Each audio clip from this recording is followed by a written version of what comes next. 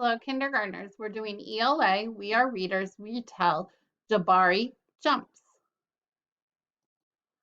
Our learning target for today's lesson is I will retell the story Jabari jumps.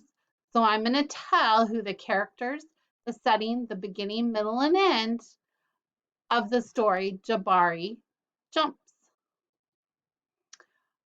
Our success criteria for today's lesson is I can draw or write what happened in the beginning, middle, and end of Jabari jumps. And I can retell the story by telling the characters, setting, and what happened in the beginning, middle, and end of Jabari jumps. So I'm going to tell the event that happened in the beginning of the story, the event that happened in the middle, and the end. And the story is Jabari jumps. And then I'm going to be able to retell using my words, using my story hand, telling who the character, setting, and what happened at the beginning, middle, and end. Go ahead and tell someone today's learning target and success criteria.